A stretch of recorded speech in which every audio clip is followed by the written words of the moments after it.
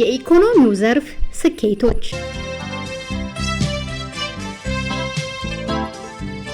በሀገር አቀፍ ደረጃ ሀገራዊ ለውጡን ተከትሎ እየተከናወኑ ባሉ ዘርፈ ብዙ ስራዎች በኢኮኖሚያዊ፣ ማህበራዊ፣ ፖለቲካዊና መልካም አስተዳደር ተግባራት ዙሪያ ተጨባጭ ለውጥ ማስመዝገብ ተችሏል።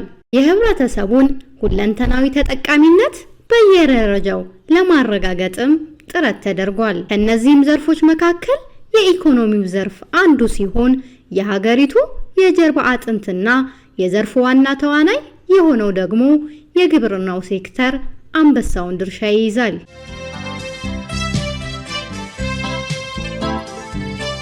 መንግስት ለግብርና ዘርፍ ልዩ ትኩረት በመስጠቱና ግብርናውን በማዘመኑ ረገድ ትልቅ ስኬት እየተመዘገበ ይገኛል። ምርትና ምርታማነትን ለማሳደግ የህብረተሰቡን የኑሮ ደረጃ ለማሻሻል ሀገራዊ የኢኮኖሚ አቅምን ለማጎልበት ታስቦ የተቀረጸው የግብርና ልማት ስትራቴጂ ከፍተኛ ውጤቶችን እያስመዘገበ ይገኛል። በመሆኑም በቃሉ ወረዳ ባለፉት የለውጥ ዓመታት ከኢኮኖሚ ዘርፉ ትሩፋቶች ውስጥ በግብርና ተያያዥ ሴክተሮች ዙሪያ የተሰሩ ስኬታማ ተግባራትንና ውጤታማነታቸውን የሚዳስስ አጭር ዶክመንታሪ ለማዘጋጀት ወደድን። መልካም ቆይታ።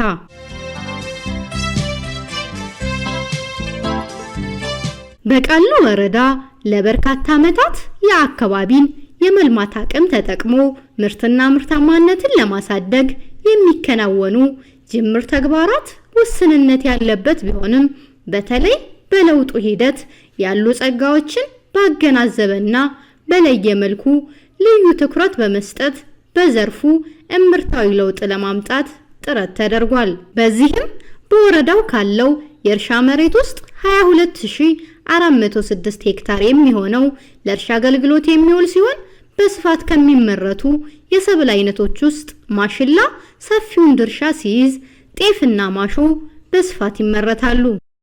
በወረዳው ከዚህ በፊት ከነበሩ የማሽላ ዝርያ ከሄክታር ይገኝ የነበረው ከ15 እስከ 20 ኩንታል ምርት ከፍ ከማድረግና ምርታማነትን ለመጨመር የሰብል ዝርያን ማሻሻል ስራ ተሰርቷል። የአካባቢውን ስነ ምህዳር መሰረት ያደረገ በአጭር ጊዜ የሚደርሱ ምርታማነታቸው የተረጋገጠ የመልካም ማሽላ ዝርያን ከስሪንቃ ግብርና ምርምርና ከወሎ ዩኒቨርሲቲ በማስመጣት በሄክታር ከ38 እስከ 45 ኩንታል ምርት ማግኘት መቻሉን የቃሉ ወረዳ ግብርና ጽሕፈት ቤት ኃላፊ አቶ አሊ ኢብራሂም ይናገራሉ። የሰብል ልማት ስራውን ውጤታማ ለማድረግ ለሙያዊ ድጋፍና ክትትል፣ ቁጥጥር ብሎም በምርት አሰባሰብ ሂደቱ እንከን እንዳይገጥም ኩታ ገጠምን መሰረት ያደረገ የሰብል ልማት ተግባራዊ ተደርጓል።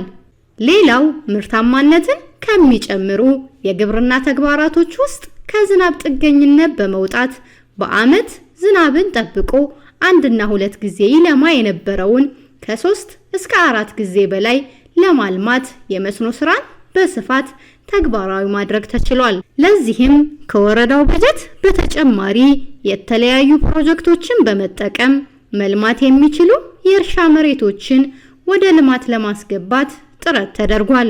በተለይም ከ2012 ዓመተ ምህረት ጀምሮ ከፍተኛ የማልማት አቅም ያላቸው የመስኖ ፕሮጀክቶች በመገንባት ወደ ስራ እንዲገቡ ተደርጓል። ለአብነትም በኢፋር ፕሮጀክት ከ89 ሚሊዮን ብር በላይ ወጪ የሆነበትና 131 ሄክታር መሬት ማልማት የሚችል የጨለቃ መስኖ ፕሮጀክት፣ ለ3 ቀበሌዎች አገልግሎት የሚሰጥ 250 ሄክታር ማልማት የሚችል የቦርከና ሻሃና መስኖ ፕሮጀክት፣ በበጀት እጥረት ምክንያት ተቋርጦ የነበረው የ017 ቀበሌ መስኖ ፕሮጀክት በምግብ ስርዓት ማሻሻያ ፕሮግራም 13 ሚሊዮን ብር ወጪ በማድረግ ግንባታው ተጠናቆ አገልግሎት እንዲሰጥ ተደርጓል። ከቀጣይ አንጻርም በወረዳው በ035 ቁርፋ ቀበሌ የሚገነባው የዲርማ መስኖ ፕሮጀክት በ357 ሚሊዮን ብር ከዓለም ባንክ የምግብ ስርዓት ማጠናከሪያ ፕሮግራም በተገኘ በጀት ግንባታው ሲጠናቀቅ ከ290 ሄክታር በላይ መሬት በማልማት 366 አርሶ አደሮችን ተጠቃሚ ያደርጋል። በጥቅሉ በወረዳው በለውጡ ዓመታት እነዚህና ሌሎች የመስኖ ፕሮጀክቶች ከ400 ሚሊዮን ብር በላይ ወጪ በማድረግ በመገንባት ወደ ስራ በማስገባት በርካታ አርሶ አደሮችን ተጠቃሚ ማድረግ ተችሏል። የነዚህ የመስኖ ፕሮጀክት መገንባት አርሶ አደሩ አትክልትና ፍራፍሬዎችን በስፋት በማምረት ከራሱ የምግብ ፍጆታ ባለፈ ለገበያ አቅርቦ በመዋል ከሌላ አካባቢ ይመጣ የነበረን ምርት መተካትና ለአካባቢ ገበያ ማቅረብ ብሎም ከፍተኛ ሀብት መፍጠር ተችሏል። መንግስት የሀገር ኢኮኖሚ ያሻሽላሉ፣ የህብረተሰቡን የአኗኗር ዘዬ ይቀይራሉ፣ ተጠቃሚነትን ያረጋግጣሉ በማለት ከቀረጻቸው 17 የልማት ኢኒሼቲቮች መካከል 11 የሚሆኑት በግብርናው ዘርፍ ተፈጻሚ የሚሆኑ ናቸው። ከነዚህ ኢኒሼቲቮች አንዱ የበጋ መስኖ ስንዴ ልማት ሲሆን የታቀደው የበጋ መስኖ ስንዴ ሰፊ ውጥን ያለው የአርሶ አደሩን ተስፋ ያለመለመ ከተረጅነት ወደ ምርታማነት ለመሸጋገርና የሀገር ኢኮኖሚን በጽኑ መሰረት ላይ ለመገንባት ያለመ ፋይዳው እጅግ የላቀ ነው። እናም በወረዳው የበጋ መስኖ ስንዴ ልማት ጦም ያድር የነበረና የመልማት አቅም ያለውን መሬት ወደ ስራ ያስገባ ብቻ ሳይሆን የአካባቢውን የስራ ባህል የቀየረም ጭምር ነው። በወረዳው በበጋ መስኖ ስንዴ በተከታታይ ዓመታት ከተዘራው የእርሻ መሬት በ2017 ዓ.ም ከተዘራው 1406 ሄክታር 54000 ኩንታል ምርት ማግኘት ተችሏል። በዘንድሮ ዓመትም 2203 ሄክታር መሬት በዘር በመሸፈን 88000 ኩንታል ምርት ለማምረት እየተሰራ ይገኛል። የሌማት ትሩፋትን ስንመለከት በወረዳው በሌማት ትሩፋት መርሃ ግብር የህብረተሰቡ የምግብ ዋስትናን ለማረጋገጥ የሚያስችል ስራ እየተከናወነ ሲሆን አርሶ አደሩ የተትረፈረፉ የምግብ አይነቶችን በገበታው ከማቅረብን በተጨማሪ ከሌማት ትሩፋት የተገኙ ምርቶችን ለገበያ በማቅረብ የኑሮ ውድነቱ እንዲረጋጋ አስተዋጽኦ እያበረከተ ይገኛል። የአረንጓዴ አሻራ የችግኝ ተከላ መርሃ ግብር ጀምሮ የችግኝ ዝግጅት በጥራትና በስፋት ማዘጋጀት በመቻሉ የችግኝ የጽድቀት መጠኑ ከፍ ማለት ተችሏል። የደን ሽፋናችንም ቢሆን ከ10 በመቶ በላይ ከፍ ብሏል። የተራቆቱ መሬቶች ማገገም ችለዋል። ምርታማነትም ጨምሯል። በመሆኑም አረንጓዴ አሻራ የችግኝ ተከላ መርሃ ግብር በወረዳው ከደን ችግኝ ባለፈ ለአርሶ አደሩ ኢኮኖሚያዊ ተጠቃሚነት ያላቸው የፍራፍሬ ችግኞችን በመትከል ተጠቃሚ እንዲሆን ተሰርቷል። ሆነ ለመናገር እንደ ወረዳ የወረዳ መንግስቱም ትኩረት ሰጥቶ እንደ ግብርና ሴክተር ደግሞ የሚጠበቅብንን በጋራ በመብራትና የተቋሙ ድርሻ የሆነውን ደግሞ ውጤታማ በሆነ መንገድ ተቋሙን ከላይ እስከታች ድረስ ያለውን ፈጻሚ አካላት በማስተሳሰር በማቀናጀት የቅዳቅዶ የጋራ አድርጎ ተግባብቶ በዛ ልክ ስራዎቹ የሚያስፈልጋቸውን ግብዓት በማቅረብ ደረጃ በሚቻለው አቅም እያቀረቡ ክትትል እየተደረገ አርሶ አደራችንን ህይወት እና የአጠቃላይ የአርሶ አደሩን የምርትና ምርታማነት በማሳደግ ደረጃና የአርሶ አደሩን የኑሮ ዘይቤ በመቀየር ደረጃ ከፍተኛ ስራ እየተሰሩ ነው ያሉት። እነዚህ ስራዎች የተጀማመሩ በሂደቱም ደግሞ ላቅ ያለ ውጤት የመጣባቸው ተግባራቶች ስላሉ ሁሉንም በሚዛኑ ወስደን የሚፈለግባቸውን ውጤቶች በሚገባ እስከሚረጋገጡ ድረስ አሁን የተጀማመሩና የመጡ ውጤቶችን እንደ ትልቅ መነሻና ግብአት ተጠቅመን ስራውን እያስቀጠልን ያለነው አይሆፕ አጠናክረን እናስቀጥላለን። በእርግጠኝነት አሁን ካለንበት ደረጃ በአጭር ሰዓት ከግብርና ጋር ተያይዞ ብልጽግና ፓርቲም እንደ ብልጽግና ፓርቲ ባስቀመጠው ልክ ውጤቱን የምናረጋግጥበትና የግብርናውን ብልጽግና 100% ውጤታማና ሰክሰስ የሚሆንበት ከድልም በላይ በተግባር የምናረጋግጥበት ጊዜ ቅርብ ነው የሚል ሐሳብ ነው ያለኝ። ግብርናን በሜካናይዜሽን ከመደገፍ አንጻር አርሶ አደሩ በአመለካከት በአሰራርና በአደረጃጀት ብቁ እንዲሆኑ የአርሶ አደር ማሰልጠኛ ተቋማትን መገንባትና ማስፋፋት፣ ስልጡን ማህበረሰብ ለመፍጠር የገጠር ኮሪደር ልማትን በመተግበር የአርሶ አደሩን አኗኗር ለማዘመን በ06 ጮሪሳ ቀበሌ እየተተገበረ ይገኛል። የግብርና ሴክተሩም የድርሻውን እየተወጣ ያለበት ሂደት ነው። በጥቅሉ በመደመር እይታ ላይ በተመሰረተው የግብርና ስትራቴጂ አማካኝነት በዘርፉ ታላቅ ምርታዊ ለውጦች ተመዝግበዋል። በመሆኑም ግብርናው ከድህነት መውጫ መንገድ መሆኑን እያረጋገጠ የአርሶ አደሩ ተጠቃሚነትም ከጊዜ ወደ ጊዜ እያሳደገ መጥቷል። ሌላው የኢኮኖሚ ዘርፍ አንቀሳቃሽ የሆነው የኢንዱስትሪና ኢንቨስትመንት ዘርፉ ሲሆን ባለሀብቶች ወደ ወረዳው መጥተው ያላቸውን ሀብት ይዘው ኢንቨስት እንዲያደርጉ በርካታ ስራዎች ተሰርተዋል። በተለይም ከ2012 ዓመተ ምህረት ጀምሮ የኢንቨስትመንት ፈቃድ በወረዳ ደረጃ መስጠት ከተጀመረ ጀምሮ በፊት 8 የነበሩት ፕሮጀክቶች አሁን ላይ 239 ለሚሆኑ ባለሀብቶች ወረዳው ፈቃድ መስጠት ችሏል ይላሉ የቃሉ ወረዳ ኢንዱስትሪና ኢንቨስትመንት ጽሕፈት ቤት ኃላፊ ወይዘሮ ሰፊና ደም። ያው እንደ ወረዳችን ኢንቨስትመንት ጽሕፈት ቤት የሚለው ራሱ የተቋቋመው 2011 ነው። ከሁለቱ በኋላ ነው ጽሕፈት ቤቱ በራሱ የተቋቋመው። ከዛ በፊት ዞን ነበር ፈቃድ እየሰጠ ባለሀብቶችን ወደ ስራ የሚያስገባው። ከለውጡ በፊትም ሆነ ወይ ጽሕፈት ቤት ከመቋቋሙ በፊት የነበሩት ባለሀብቶችም ሆነ ፕሮጀክቶች በግብርናው ዘርፍ የተሰማሩ ወደ 8 ፕሮጀክቶች ብቻ ናቸው የነበሩት በወረዳችን። ጽሕፈት ቤቱ ነው 2011 ከተቋቋመ በኋላ መሬት ወስደው በማኑፋክቸር ዘርፍ መሬት ወስደው 2 የተቀመጡ ናቸው የነበሩት። ከዛ በኋላ ግን አጠቃላይ እስካሁን ባለው ጽሕፈት ቤቱ ነው እስከተቋቋመ ድረስ ወደ 239 የሚሆኑ ፍቃዶችን ሰጥቷል። ይሄም ሲታይ 2012 ላይ ነው ፍቃድ መስጠት የጀመረው። 2012 ላይ ወደ 25 ባለሀብት ኢንቨስተር መሳብ ተችሏል። 2013 ላይ ወደ 49 ባለሀብቶችን መሳብ ተችሏል ወደ ወረዳው። 2014 ላይ 10 በዚህ በሰሜኑ ጦርነት ምክንያት 2014 ላይ የተቀዛቀዘበት ሁኔታ ነበር።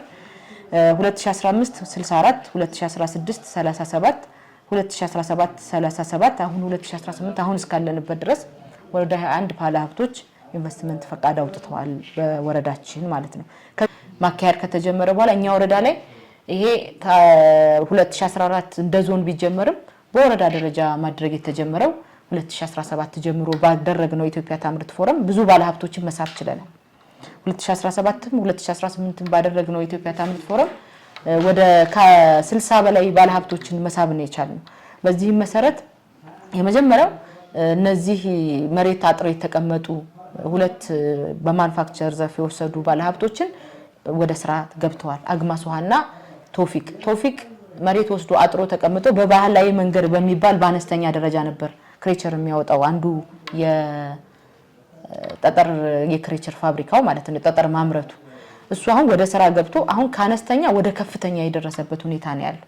ሌላው ደግሞ ከዚህ በኋላ አቶ መሐመድ ሰይድ የሚባል ክሬቸር እንደሚታወቀው ደሴ ኮሊደርን ለተለያዩ ፕሮጀክቶች የሚያቀርብ ከልማት ባንክ ጋር በተያያዘ ብድር እነዚህ ፕሮጀክቶች ኦን መሆን ችለዋል።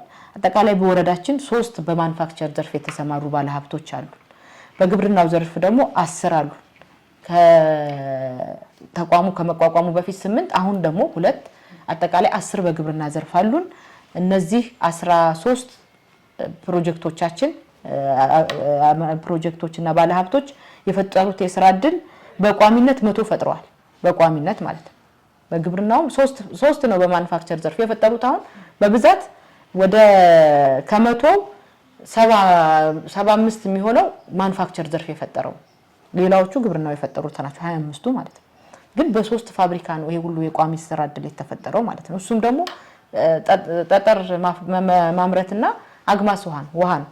ሌላ ፋብሪካዎች በወረዳችን ቢስፋፉ የተሻለ ስራ እድል ይፈጥራል ብለን ስላሰብን ትኩረት አድርገን እንደ ወረዳ እየሰራን ያለነው በማኑፋክቸር ዘርፍ የሚሰማሩ ባለሀብቶችን እየሳቡ ማምጣት እያደኑ ማምጣት። በቀጣይ በዚህ ዓመት በማኑፋክቸሪንግ በግብርና በአገልግሎት ዘርፉ ፈቃድ ለሚወስዱና ከ1.4 ሚሊዮን ብር በላይ ካፒታል ላስመዘገቡ 21 ባለሀብቶች ወደ ስራ እንዲገቡና ወረዳው የኢንቨስትመንት መዳረሻ እንዲሆን ለማስቻል ከሚመለከተው ባለድርሻ አካላት ጋር በትኩረት እየተሰራ ይገኛል። ስለዚህ እነዚህ ባለሀብቶች በዚህ ዓመት 21 እስካሁን ድረስ ፕሮጀክቶች ፍቃድ አውጥተዋል ብዬሻለሁ። ያስመዘገቡት ካፒታል ከ1.4 ቢሊዮን በላይ ነው። ከ1.4 ቢሊዮን በላይ ካፒታል አስመዝግበዋል። እነዚህ ፕሮጀክቶች ደግሞ ቢገቡና ቢሰሩ ሊፈጥሩት የሚችሉት የስራ እድል ወደ 3980 የስራ እድል ይፈጥራሉ። 3980 የሚሆን የስራ እድል ይፈጥራሉ ተብሎ ነው የሚታሰበው። እነዚህ 8ቱ ራሱ አሁን ፕሮሰስ ላይ ያሉት የኛ በዚህ አመት ወደ ትግበራ የገቡትም ወደ ትግበራ እንዲገቡ የምናደርጋቸውም እነሱ ራሱ ወደ ስራ ሲገቡ ከ500 በላይ ስራ እድል ይፈጥራሉ። አሁን 8ቱ ራሱ በእኛ አሁን ኦን ሆነው እየተሰሩ ያሉ ማለት ነው። ሌላው 14ኛው ፕሮጀክታችን ከአገልግሎት ዘርፍ አንፃር ነው። ማደያ ነው። ማደያችን ሁሉንም ስራውን ጨርሶ የፌደራል ጋር ከፌደራል ጋር ያለውን የነዳጅ ትስስር እሱን ስላልጨረሰ እንጂ በእኛ በኩል በባለ ሀብቱ በኩል መሰራት የሚገባው ነገር ተሰርቶ ፍቃድ ባለማግኘቱ ነዳጅ ማግኘት አልቻለም። ይሄ ደግሞ የሚገኘው ክልልም አይደለም ዞንም አይደለም ፌደራል ስለሆነ በዚህ ወር ውስጥ አገኛለሁ የሚል ተስፋ አለው። እኛም ተስፋ አለን። ይሄንን እኛም እየጠየቅን ነው፣ እሱም እየጠየቀ ነው። ይሄ ካለ በዚህ ወር ውስጥ በዚህ አመት ወደ ስራ እናስገባው ማደያም ይኖረናል ብለን እናስባለን። በወረዳው የህብረተሰቡን የመሰረተ ልማት ፍላጎት ከማሟላት አንፃር በመንገድ፣ በንጹህ መጠጥ ውሃ፣ በመብራት አገልግሎትና ከኔትወርክ አቅርቦት ተጠቃሚነት አንፃር በርካታ ይበል የሚያሰኙ ስራዎች ተሰርተዋል። ከዚህም አንፃር የመንገድ መሰረተ ልማትን ስንመለከት የወረዳውን ህብረተሰብ ማህበራዊ ኢኮኖሚያዊ ችግሮችን የሚያቃልሉ የከተማና የገጠሩን ህብረተሰብ ኢኮኖሚያዊ ትስስር የሚያጠናክሩ ብሎም ቀናትና ሰዓታትን ተጉዘው አገልግሎት የሚያገኙበትን ሁኔታ በተሽከርካሪ በመጓዝ ጊዜያቸውን ቆጥበው መድረስ ከሚፈልጉበት ቦታ መድረስ እንዲችሉ ታሳቢ ያደረጉ የመንገድ ግንባታ ስራዎች ተከናውነዋል። ትስስር አንፃር ስንመለከት አብዛኛዎቹ መንገዶች በሚባል ደረጃ ከፍተኛ የሆነ የህብረተሰብ ፍሰት ያለባቸው ገጠሩን ከከተማ የማስተሳሰር ያው አርሶ አደሩን ከነጋዴው ማህበረሰብ የሚያስተሳስሩ እና የህብረተሰባችን ክፍል ደግሞ ወጥ በሆነ በማያቋርጥ ክረምት ከበጋ የሚዘልቅ መንገድ በሚባል ደረጃ በዛ ልክ ተጠቃሚ እንዲሆኑ ሰፊ ፋይዳ ያላቸው መንገዶች ናቸው። አብዛኞቹ ከፍተኛ የሆኑ ወንዞች ያቋርጧቸው ህብረተሰባችን በሚፈለግበት ሰዓት ወላድ፣ አዛውንት፣ ሽማግሌ፣ ህፃን በሚፈለግበት ሰዓት መንቀሳቀስ የማይችልባቸው ሁኔታዎች የነበሩበት አሁን ግን እነዛ ችግሮች የተቀረፉበት በእነዚህ ፕሮግራሞች እነዛ ችግሮች የተቀረፉበት እንዲሁም እናቶች በጊዜ አምቡላንስ ገብቶ የሚያነሳባቸው ከጤና ጣቢያ መድረስ የሚችሉበት እድል የተፈጠረበት ሰፊ ምቹ ሁኔታዎች ተፈጥረዋል። በተለይ ከለውጡ ማግስት ቀበሌን ከቀበሌ ቀበሌን ከወረዳና ከአጎራባች ወረዳዎች ጭምር የሚያገናኙ የመንገድ ግንባታ ስራዎች ተከናውነዋል። የተጀመሩ ግንባታዎች ተጠናቀው አገልግሎት እንዲሰጡ ተደርጓል። በተለይ በወረዳው ህብረተሰቡ የዘመናት ጥያቄ የነበሩና ለበርካታ ማህበራዊና ኢኮኖሚያዊ ችግርና እንግልት ሲደርስባቸው ለሰብአዊና ቁሳዊ ኪሳራ ሲዳረጋቸው የቆዩ ችግሮች የተቀረፉበት የለውጥ ዓመት ነበር። ለአብነትም ግንባታው ተጀምሮ በተለያዩ ምክንያት ሳይጠናቀቅ የቆየውና የህብረተሰቡ የመልካም አስተዳደር ችግር የነበረው የጨለቃ ድልድይ ግንባታ ከክልል በተገኘ የ22 ሚሊዮን ብር በጀት 40 ሜትር ርዝመት ያለው የኮንክሪት ድልድይ ግንባታ ተጠናቆ አገልግሎት መስጠት ጀምሯል። ከለውጡ ማግስት 17.2 ኪሎ ሜትር መንገድ ቆረጣና ጠረጋ ስራ እንዲሁም ጠጠር ማልበስ ስራ ተሰርቷል። ከጀርጀሮ ሙዲ ቃሉ የሚባለው ተሰርቷል። ያው ኦሬዲ እሱ በ2012 በጀት ዓመት ከወረዳ ከተገኘ መደበኛ ካፒታል በጀት ወደ 6 ሚሊዮን ብር አካባቢ በጀት ፈሶበት ወደ 3 ቀበሌዎችን በቀጥታ የሚያገናኝ መንገድ ነው። ስለዚህ እሱ በዛ ልክ ተሰርቶ ተጠናቋል። በተጨማሪ ከዚህ ጋር ተያይዞ ሰፊ የሆኑ የመንገድ መሰረተ ልማት ስራዎች የተሰሩበት ሁኔታ አለ። በዚህ በጀት ዓመት በ2014 በጀት ዓመት እንደዚሁ ከፍተኛ የሆነ የመልካም አስተዳደር ጥያቄ ሲነሳበት የነበረው የጨለቃ ድልድይ ግንባታ በዚሁ በ2014 በጀት ዓመት ከክልል በተገኘ ድጋፍ 22 ሚሊዮን ብር ወጥቶበት 40 ሜትር የኮንክሪት ድልድይ ግንባታ ተሰርቶ አሁን ላይ ወደ አገልግሎት የገባበት ሁኔታ ነው ያለው። ከዚህም ጋር በተጨማሪ በ2017 በጀት ዓመት እንደዚሁ የቦርከና ድልድይ ግንባታ በክልል ከተገኘ በጀት ወደ 53 ሚሊዮን ብር አካባቢ ድጋፍ ተደርጎ 50 ሜትር ድልድይ ተሰርቶ አገልግሎት ጀምሯል ማለት ነው። ክረምት በመጣ ቁጥር የተነፋፈቀ የማይገናኝበት ማህበራዊ አገልግሎት ማግኘት የማይቻልበት የሰውና የእንስሳት ህይወት መስዋዕት የሆነበት በርካታ ቀበሌዎችና አጎራባች ወረዳዎችን የሚያገናኝ የቦርከና ድልድይ ግንባታ እውን የሆነበት ጊዜም ነበር። ለድልድዩ ግንባታ ከክልል መንገድ ቢሮ በተገኘ የ53 ሚሊዮን ብር በጀት 50 ሜትር ርዝመት 8.8 ሜትር ቁመትና የእግረኛ መንገድን ጨምሮ 8.1 ሜትር ስፋት ያለው ድልድይ ተገንብቶ የመንግስት ከፍተኛ የሥራ ኃላፊዎችና የአካባቢው ህብረተሰብ በተገኙበት በደማቅ ተመርቆ አገልግሎት መስጠት ጀምሯል።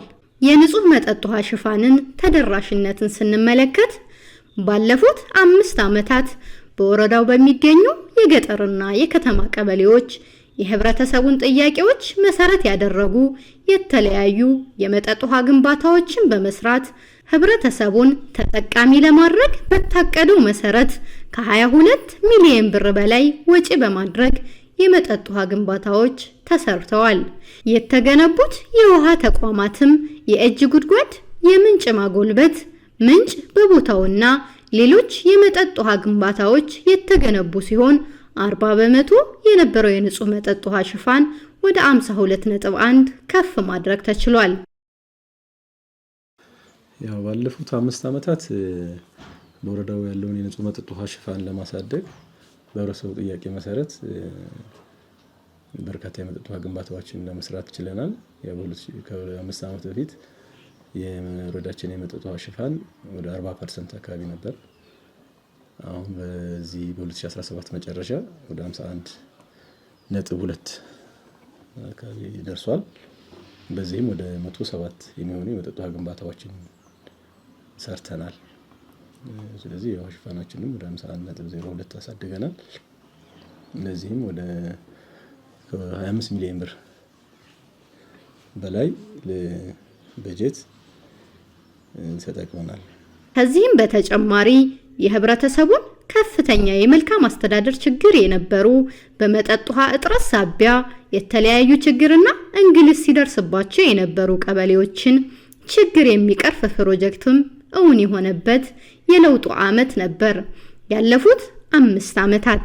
ይህም የአዳሜ ባለብዙ መንደር ፕሮጀክት በዩኤን የገንዘብ ድጋፍ በዋናሽ ፕሮጀክት አማካኝነት በ120 ሚሊዮን ብር በላይ ወጪ የተገነባ በኤሌክትሪክና በጄኔሬተር የሚሰራው ይህ ግዙፍ ፕሮጀክት የአዳሜ 04 ቀበሌና አካባቢውን ማህበረሰብ የዘመናት የንጹህ መጠጥ ውሃ ችግር ምላሽ የሰጠ ነው። የገርባ ከተማ የፀሐይ ኃይል ፕሮጀክት በዩኒሴፍ ሙሉ የገንዘብ ድጋፍ በ48 ሚሊዮን ብር በላይ ወጪ የተገነባው የገርባ ከተማ የፀሐይ ኃይል ውሃ ፕሮጀክት የደጋን ከተማ የፀሐይ ኃይል ውሃ ፕሮጀክት ይህም በዩኒሴፍ ድጋፍ በ42 ሚሊዮን ብር ወጪ ግንባታው ተጠናቆ አገልግሎት መስጠት ጀምሯል። ከዚህ በተጨማሪ ደግሞ 04 አዳሜ አሁን ባለፈው ዓመት ጀምሮ የተጠናቀቀ ግንባታ ወደ 120 ሚሊዮን ብር የፈጀ ትልቅ የመጠጥ ውሃ ፕሮጀክት ነው። ትልቅ የከፍተኛ መጠጥ ውሃ ጥያቄ የነበረበት ከፍተኛ ህብረተሰብ ጥያቄ የነበረበት ነው። በዋናሽ በጀት ባለፈው ተሰርቶ አሁን አገልግሎት ጀምሯል። እሱም ይህን ሳይጨምር ነው አሁን 25 ሚሊዮን ያልኩሽ ለትንንሽ ግንባታዎች ነው 25 ሚሊዮን ብር አካባቢ የተጠቀምነው። የዚህኛው እንደገና ወደ 120 ሚሊዮን ብር የፈጀ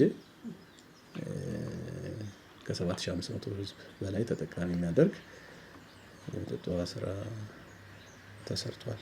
ደጋንና ገርባም እንደዚሁ በደጋን በዩኒሴፍ ነው በዩኒሴፍ በጀት፣ ገርባም እንደዚሁ በዩኒሴፍ በጀት ነው።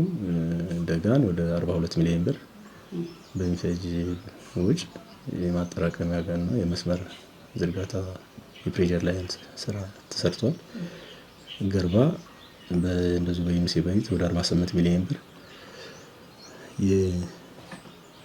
የማጠራቀሚያ ጋር የመስመር የፕሬዠር ላይን እና የማሰራጫ እንዲሁም የሶላር ቴክኖሎጂዎች ብለው እሱም በአጭር ጊዜ ባለፈው ዓመት ተሰርቶ የተጠናቀቀ ነው።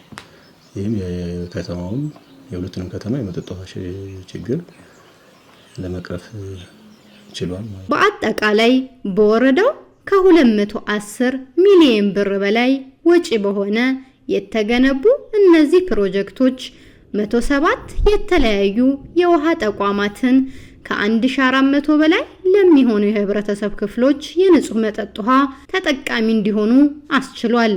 የመብራት ተጠቃሚነትን በተመለከተ የወረዳው የበርካታ ቀበሌዎች የህብረተሰቡ የዘመናት ጥያቄ የነበረ የመብራት ጥያቄም ምላሽ የተሰጠበት ሲሆን ከፍተኛ ኃይል ማስተላለፍ የሚችሉ በርካታ ሰዎችን ተጠቃሚ የሚያደርጉ የትራንስፈርመርና የመስመር ዝርጋታ ስራዎች በማከናወን ህብረተሰቡ የመብራት አገልግሎት ተጠቃሚ እንዲሆን ተደርጓል።